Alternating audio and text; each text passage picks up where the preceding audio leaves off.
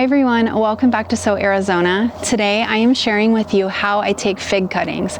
Fig cuttings are probably the very easiest of all the fruit trees to take cuttings from, or shrubs. And that's because really all you have to do is take the cutting, put it into some moist soil and wait. And there are a few other little specifics that I'm going to share with you too, but that is generally about all there is to it. So if you have a fig tree that you really love and you would like to have more, and maybe you don't want to pay for those, in my opinion, free is always better, then you could do that for yourself. Or if you may have a friend or someone who has a fig tree of a certain variety that you would really like to try, and you would like to take a cutting from that, then that is a great way to do it too. I recently just bought a fig tree that is a dwarf fig tree, and it's called a phenomenal fig. And this phenomenal fig is only supposed to get to be, I think, like 24 to 30 inches tall, something like that, if I remember right. And so it is perfect for pots. But I guess this little tree will just kind of leaf out and get really dense and shrubby, but it produces a lot of figs in a really small container. And so I'm going to take you up front in just a little bit and I'm going to show you that. I want to grow a few more of these, both for me and for some other people that I know that I would like to gift them to. And I can do that because this phenomenal is not a hybrid. This was actually a naturally occurring mutation. They took a cutting of it in the beginning and then they have been propagating it ever since, they being the plant people out there, of course. And so I think that I'm going to be taking some cuttings of this because this tree was not cheap. I think I paid like 60 bucks for it. So I want to make sure that I get quite a few of them so that I can grow them both for myself and again so that I can give them away. So that's another great thing. If you have one that's really expensive, you know, and you would really like to grow more, but you don't want to pay for it, then you can take a cutting. I've got some of my supplies together and I want to show you those. And the first thing is a really nice sharp pair of pruners. Now these pruners are my favorite pruners, but they are a little bit crusty. So make sure they're clean. You can wipe these off with a little bit of isopropyl alcohol before you begin, just to make sure they're good and clean. And then that is what you need for taking the cutting. The next thing you're going to need is just a jar or a glass of water. After I take my cuttings, I like to put them right in here so that I know that they're not drying out at all. The third thing is optional, but I really like it. I think that it increases the success rate, and that is a rooting hormone. So you can get a rooting hormone that is either in like a liquid form like this, it looks like a purple liquid, or you can get it in a powdered form that looks kind of like a crushed aspirin that you can brush onto your fig cutting. And I'll show you how to do that in just a minute. But I think that if you don't have these can be a little bit pricey, so don't feel like you have to go out and purchase them. You can do it without it, and you'll probably have fairly good success, but this just makes it a much higher rate of success. Figs really aren't picky about what you root them in as far as containers go. You can use a bag, like a plastic bag that has moistened soil in it, and you can stick your fig cutting down in there and then rubber band it or tie it to the top of it. You know, you can do it that way. You can also use a pot like this. This is called a tree pot, and this is about 4 inches wide. It's just a really long tube by about 9 inches deep. And this is really nice because if you take a cutting and it's long enough, then you give it the opportunity to develop more roots along that bottom portion that's under the soil, and more roots just equal a more robust plant. So I really like using these tree pots. I did not buy these. These were actually a container that I saved from some trees, seedlings that I bought at a place, and then I just washed and saved these, and I've been reusing them ever since because they're a really hard plastic. You can also use just any kind of a pot that you have. Just make sure, I would say that it's at least 6 to 8 inches deep, just so that your figs have enough space to grow a really healthy root system. And then last but not least, what you need to do is take whatever container you're using and you need to fill it with some soil and pre-moisten it. Now the soil does not need to be soaking wet. In fact, it shouldn't be soaking wet. If you take a handful of it and wring it, you should not be having water run out. It should just be kind of like a wet sponge. Once you get your soil, just fill it up. I like using just a basic potting mix for this because it's really well draining, and I will fill up my containers before I go out to get my fig cuttings, or if the soil is a little bit dry, I may do it the night before. And and then water it really well so that it can hydrate and be ready for that fig cutting to go in there. And then after that, I just go get my cutting. Now, my neighbor is having his bathroom replaced, and so his contractor is running a grinder. I mentioned this in my last video, and the work continues, so I apologize if you hear that in the background.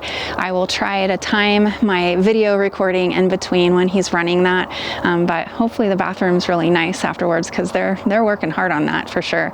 Unfortunately, my fig tree is in the very back next to the wall, and he's working right on the other side of the wall, so hopefully it won't be too noisy. I love taking cuttings this time of year, and if you're watching this later or another time of the year, I'm talking about February. So February is a great time in the Southwest to take cuttings from your figs, because the fig tree is still dormant, so you don't have to worry about the leaves or any of that, and you can really get a nice cutting. You want to get a piece that is, I would say, 8 to 12 inches. So when I come through and prep my trees for spring, I'm looking for crossing branches or broken branches or anything, so I'm doing a bit of pruning anyway. So rather than throwing those cuttings away, I'm actually utilizing them for new trees. It also needs to be at least the width of a pencil. I actually like it to be a little wider than that, but that is the very minimum that I would choose for my fig cutting. So let's go get that, and then I'll show you how to prep it. I've had the worst time with gophers. They seem to really love the fig trees, and I had read that planting daffodils around your tree will deter them because they really hate the smell and the taste of the daffodil bulb. So I did that, and I've got my little daffodils poking up out of the soil. As you can see, the first one bloomed. Just look how beautiful that is. I've got some over here that are starting to pop, that will be probably opening tomorrow. And I noticed over here that I've got a couple of them that are starting to bloom too. All right, so the first thing that I like to do is just take a look at the tree, and I'm going to choose, if I can, any branches that are crossing or touching, because those will just rub together and create a wound on the branch over time, and that can allow disease and pests to enter that. So I don't want to have any crossing branches. So that's the first thing. I'm pruning and taking cuttings at the same time.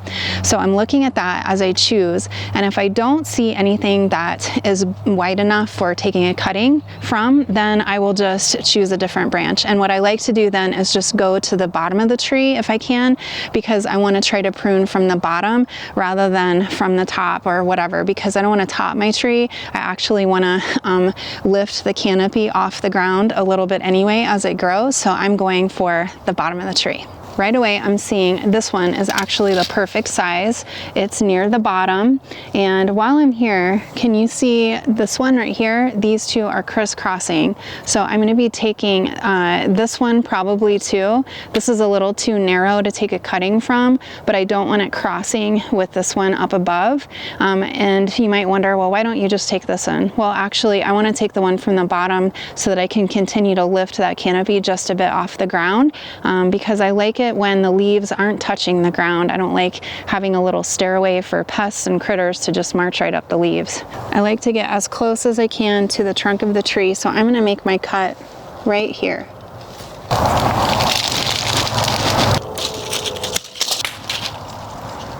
I don't know how easy it is to tell on the camera, but that is a really long cutting. It's probably about 24 inches long, so I can actually get a couple of cuttings off of this one just by cutting it in half. Okay, I got it. I spilled most of my water because I was walking over here with all my hands full, but I've got all of these figs. I can probably get 2 cuttings at least out of each one of these. But there is one other thing that I wanted to talk to you about before we pot these up, and that is the tree pot. So if you notice, it's completely open on the bottom, and until those little roots form to try to hold that soil together, that soil is probably going to just fall right out of the bottom. So I forgot to tell you about this. Some of my other pots came with this little screen mesh. It's like a little, it looks like window screen in case it's not showing up. So I just stole that out of some of my other pots, and I'm just putting it down inside of here so that it will just hold that soil back, but it will allow drainage through. So if you have anything like that, you can even probably use old window screen or something like that. Maybe pantyhose might be like a little too fine. The holes might be too fine, but this would be perfect.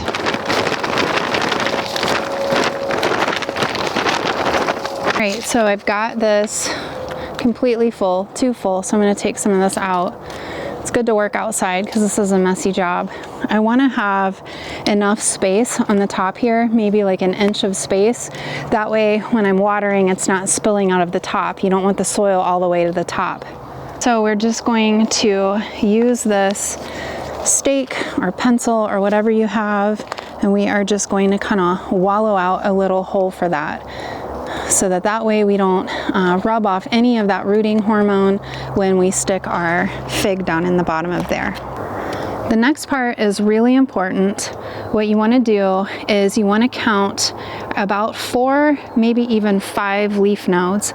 So here's 1, and then we've got 2, and then we have 3, and then we've got 4, and I think that should be about right.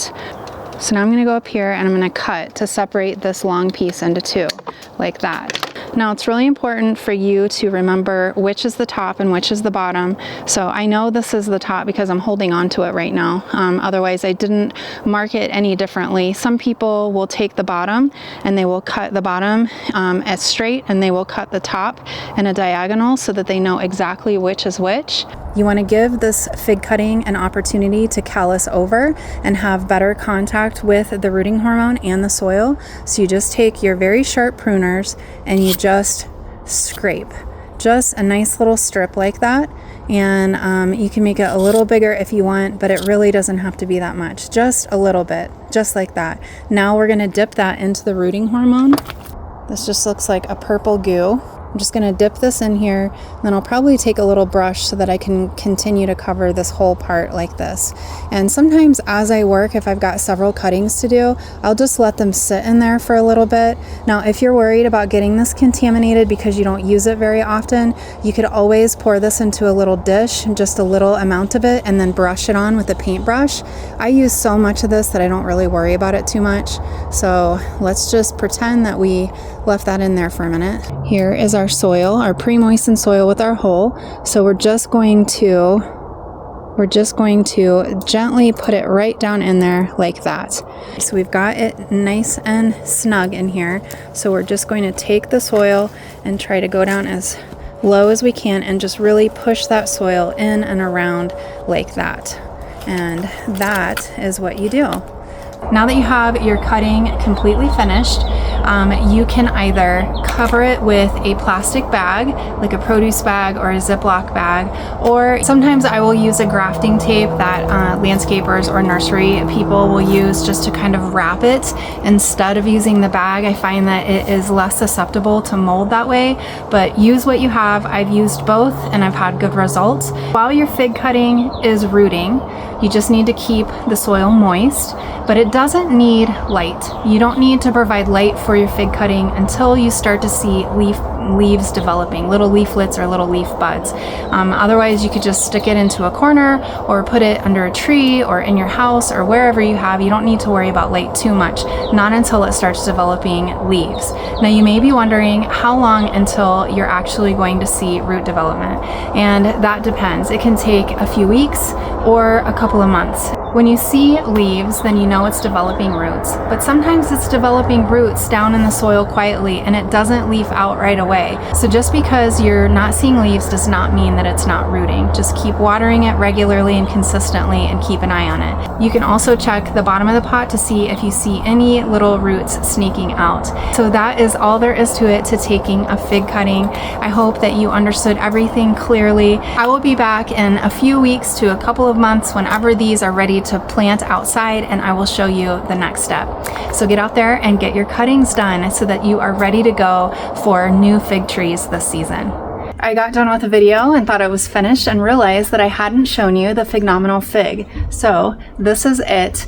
It's a really cute little fig. I'm going to be taking a couple cuttings because it has some branches that are growing really closely to the soil. Now this is going to be a little bit lower lying, a very widespread little tree anyway, but I just think it is so cute so far. I haven't tasted any of the fruit off of it. I just planted it this fall, so I have high hopes for it for this season, so I will let you know how I like it. But this little phenomenal fig is really special, and it is an example of how you can use propagation through cutting to get duplicate plants of something that you really like or that you would love to share with somebody else. So I'm going to take some cuttings of this little guy, and I will wish you all good luck with your fig cuttings and with your spring garden. I'm Kara from Arizona. Thank you so much for watching. Until next time, happy gardening.